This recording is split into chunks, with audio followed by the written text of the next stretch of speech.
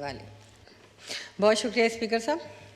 मैंने आपकी तवज्जो दिलाई थी कि कराची में जो लोड शेडिंग है और जिस तरीके से वहाँ ओवर बिलिंग वगैरह की वजह से आवाम वहाँ के परेशान हैं, तो के इलेक्ट्रिक को मैं आपसे गुजारिश करूँगी मौतबाना कि इनको लगाम देने के लिए इस इशू को कमेटी में भेजा जाए।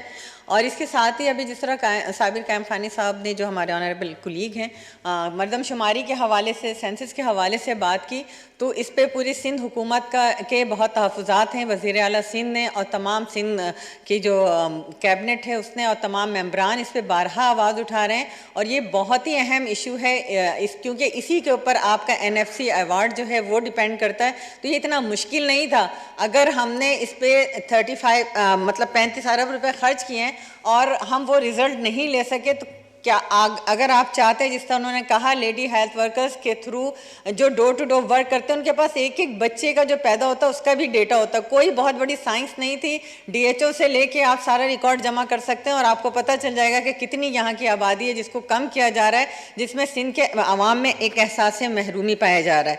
इसी तरह स्पीकर साहब, मैं अभी जीवा साहब ने भी एक तवज्जो दिलाई कि हम ख़वातीन जो सबसे ज़्यादा हाउस में, बिजनेस में भी काम अपना रोल प्ले करते हैं, आपका कोरम भी पूरा करने में ख़वातीन जो है सबसे ज़्यादा अपना रोल प्ले करती हैं पार्लिमान में। लेकिन मुसलसल पहले तो था 2018 से 22 तक एक ऐसी सिलेक्टेड हुकूमत थी जिसने ख़वातीन की ना तो इज़्ज़त की, ना उनके एहतराम किया, बल्कि जो प्राइम मिनिस्टर के अल्फाज थे वो मैं यहाँ बयान करना नहीं चाहती ख़वातीन के हवाले से।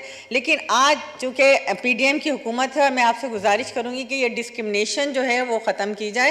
ख़वातीन के भी स्कीम्स हैं, ख़वातीन के भी जो प्रोजेक्ट्स हैं वो आती हैं, पाकिस्तान की ख़वातीन उनको उम्मीद की नज़रों से देखती हैं कि हमारे लिए वो कुछ करेंगे, वीमेन एम्पावरमेंट के लिए कुछ करेंगे। लेकिन हम यहाँ आकर 1 साल से मुस्तकिल आवाज़ उठा रहे हैं। प्राइम मिनिस्टर साहब को भी हमने ख़त लिखा और बारहा कहा कि ख़वातीन के साथ डिस्क्रिमिनेशन ख़त्म किया जाए, बल्कि उनकी स्कीमों को भी लिया जाए। और जहाँ भी वफाकी इदारे हैं, सूबाई इदारे हैं, जहाँ उनका जो कोटा है उसको बराबरी की बुनियाद पे जो उनका कोटा मख्तस है उनको मुलाजमतें दी जाएँ, वो भी कोटे खाली जा रहे हैं। तो ये सारी चीज़ें हैं जिन पे इम्प्लीमेंट कराने की बहुत शदीद ज़रूरत है। शुक्रिया जी। मोहतरम जनाब असलम बोतानी साहब। स्पीकर साहब, मैं आपकी तवज्जो गवादर में एक इशू की तरफ दिलाना चाहता हूँ और मोहतरमा ज़ुबैदा जलाल साहब भाभी शायद उस बारे में बात करेंगी। इशू ये है कि गवादर में नया एयरपोर्ट बना है, अभी ओपनिंग तो नहीं हुई है लेकिन होने को जा रही है ओपनिंग।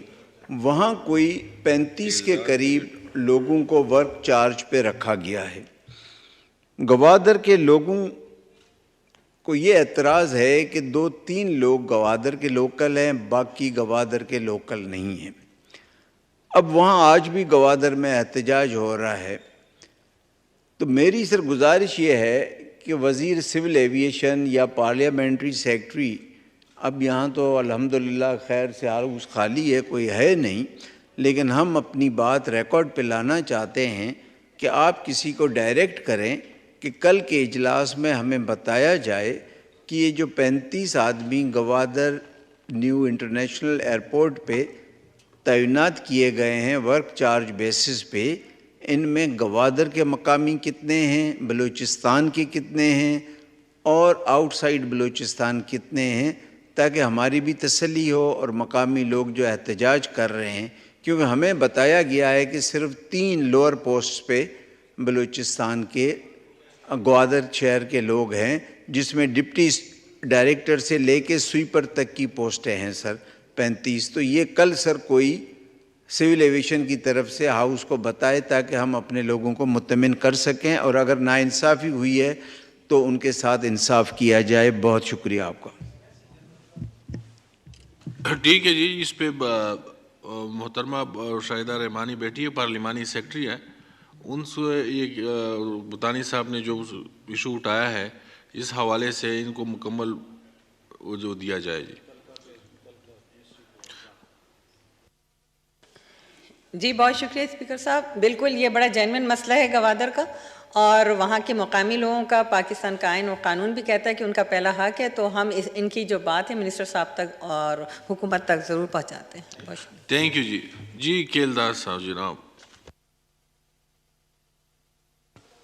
اسپیکر صاحب، میں آپ کا انتہائی مشکور ہوں کہ آپ نے مجھے موقع دیا.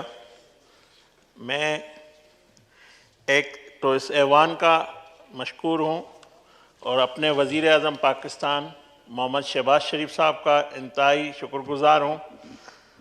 وزیر اعلیٰ سندھ، آئی جی سندھ اور سندھ پولیس، گزشتہ ہفتے میں نے اس ایوان میں کندکوٹ کشمور سے ایک معصوم بچہ 2 سال کا اغوا ہوا تھا، سمرت کمار، اس پہ میں نے اس ایوان میں بات کی اور وزیر اعظم صاحب سے بھی میں نے بات کی تھی.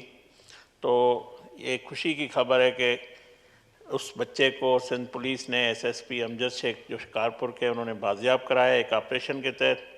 اور میرا یہ بھی مطالبہ ہے باقی جو مغوی پرسن سے اغوا ہوئے ہیں ان کو بھی اسی طرح بحفاظت بازیاب کرا جائے. یہ حکومت کا فرض ہے کہ اپنے شہریوں کو، صوبے کے شہریوں کو دیں. ابھی میں سر اسپیکر صاحب یہ بات کرنا چاہوں، 2 دن پہلے 28 مئی کا ایک سنہری دن ہے پاکستان کی تاریخ کا، جس کو یوم تکبیر کے طور پہ ہم ہر سال مناتے ہیں.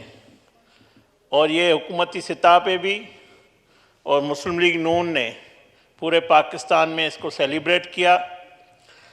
اس دن کو سر، جب ہمارا دشمن ملک بھارت جس نے 5 ایٹمی دھماکے کیے، اس کے جواب میں پاکستان ایک ایٹمی طاقت ہے اور اس کا آغاز وزیر اعظم شہید ذوالفقار علی بھٹو نے کیا.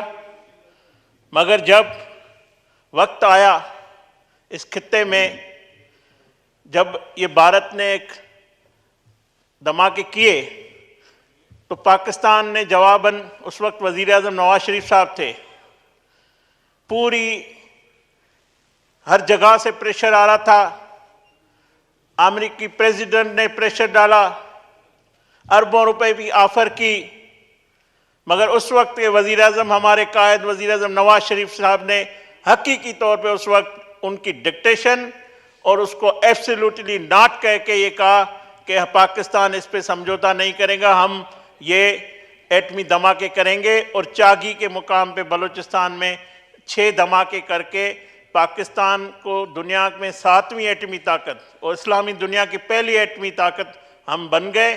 اور آج ہماری جو سرحدیں ہیں محفوظ ہے، اور پاکستان کا جو آج دفاع کے لیے یا پاکستان کا جو استحکام ہے، اس میں یہ جو دن تھا ہمیشہ سنہری دن میں لکھا جائے گا.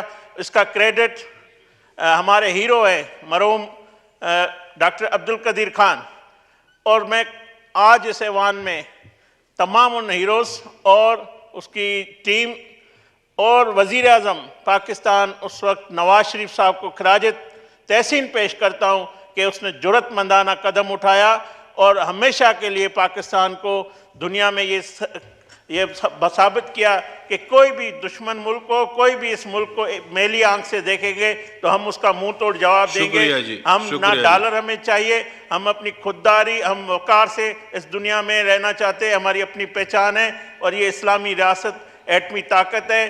ہم کسی کی ڈکٹیشن برداشت نہیں کریں گے. تو میں ایک دفعہ پھر وزیر اعظم نواز شریف صاحب کو خراج تحسین جی پیش عبدالاکبر کرتا ہوں. چترالی صاحب. مولانا عبدالاکبر. شکریہ جناب اسپیکر. جناب اسپیکر، میں ایک اہم مسئلہ سابق پاٹا اور فاٹا کا پوائنٹ آف آرڈر کے ذریعے سے اٹھا رہا ہوں. جناب اسپیکر، گزشتہ سال جب مالیاتی بل پیش ہوا تو میں نے ایک کٹ موشن لایا. اس کٹ موشن کے جواب میں اس میں یہ تھا کہ 2023 تک پاٹا اور فاٹا کو، سابق پاٹا اور فاٹا کو، یعنی ملاکنڈ ڈویژن اور سابق قبائلی علاقہ جات کو تمام ٹیکسز سے مستثنی قرار دیا گیا تھا، اور 2023 سے ٹیکس لاگو ہونے کا ہمیں کہا گیا.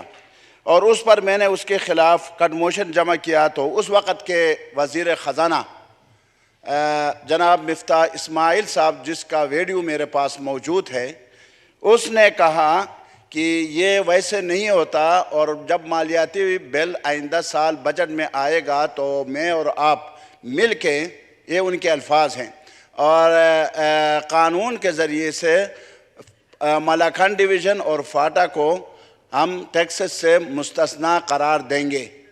جناب اسپیکر، اس وقت ایک تحریک خیبر پختونخوا مالاکنڈ ڈویژن اور فاٹا میں شروع ہو چکی ہے، جس میں تمام پارٹیاں یعنی بغیر استثناء کے، یعنی اس میں جماعت اسلامی بھی ہے، دیگر جماعتیں بھی ہیں، اور ہم نے کچھ دنوں تقریباً 4-5 دن پہلے پشاور میں پریس کانفرنس بھی کیا تھا، اور chamber of commerce Khyber Pakhtunkhwa کے وہ بھی فعال ہیں، اور تمام پارٹی جو ہے اس سلسلے میں یک زبان ہیں کہ مالاکنڈ ڈویژن کو اور فاٹا سابق قبائلی علاقہ جات کو 2033 سے 10 سال کے لیے یہ ٹیکسز سے مستثنا قرار دیا جائے۔ اس کی وجہ یہ ہے کہ فاٹا کے ساتھ جو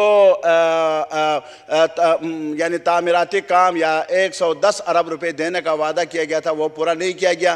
اس طرح مالاکنڈ ڈویژن میں کوئی فیکٹریاں نہیں ہیں، کارخانے ہی نہیں ہیں، بے روزگاری ہے، سیلاب زدہ علاقہ ہے، اور وہاں انتہائی یعنی پسماندگی ہے۔